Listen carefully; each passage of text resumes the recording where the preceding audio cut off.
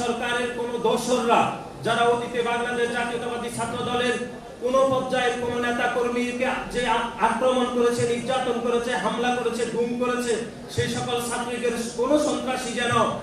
আইনের হাত থেকে নিস্তার না পায় এবং প্রত্যেকটি নেতা কর্মী খুনি হাসিনার মদতপুষ্ট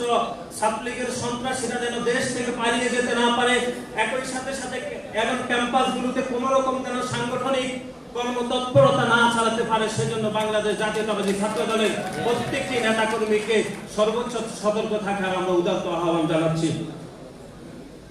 সংগ্রামী সমাবেশ শুরুতেই বাংলাদেশ জাতীয়তাবাদী ছাত্র দলের প্রত্যেকটি নেতা কর্মীকে অত্যন্ত সুশৃঙ্খল এবং মেধাবী হতে হবে। আপনারা ইতিমধ্যে দেখেছেন যে গত 5 আগস্ট ছাত্র জনতার যে গণ অভ্যুত্থান হয়েছে, সেই গণ অভ্যুত্থানের স্পিরিটকে কাজে লাগিয়ে একটি ইতিবাচক রাজনীতি করার প্রক্রিয়া ইতিমধ্যে শুরু হয়েছে। আপনারা দেখে পলিসি ছিল যে আমাদের কোন ধরনের কোন নেতা কর্মী আসলে তাকে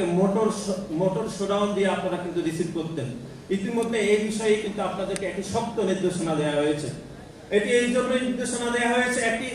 গতানুগতিক রাজনীতির ধারা থেকে বের হয়ে যে সময় একজন তারেক রহমান একটি ইতিবাচক রাজনীতি শুরু না করতে চায়, সেজন্য বাংলাদেশ জাতীয়তাবাদী ছাত্র দলের প্রত্যেকটি নেতা কর্মীকে দেশ নায়ক জনাব তারেক রহমানের যে ইতিবাচক রাজনীতি পলিসি নিয়েছেন, সেই পলিসির পাশে থাকার আমরা উদাত্ত আহ্বান জানাই। থেকে 17 বছর ধরে খুনি হাসিনার মদতপুষ্ট যে সকল পুলিশ অফিসার, যে সকল প্রশাসনিক কর্মকর্তা, যে সকল আমলা, যে সকল মন্ত্রী বাংলাদেশকে একটি অকার্যকর, অগণতান্ত্রিক এবং একটি ব্যর্থ রাষ্ট্র পরিণত করতে যারা সদাই ভাবে কাজ করেছে, সেই সকল আমলা, সেই সকল প্রশাসনিক কর্মকর্তা, সেই সকল মন্ত্রী, সেই সকল এমপি কোনোভাবে যেন বাংলাদেশ থেকে বিদেশে পালিয়ে না যেতে পারে, একই সাথে সাথে স্বাধীন বিচার থেকে যেন তারা নিস্তার না পায়, সে বিষয়ে বাংলাদেশ জাতীয়তাবাদী ছাত্র দলের প্রত্যেকটি নেতা কর্মীকে সজাগ থাকতে হবে। আপনাদেরকে মনে রাখতে হবে,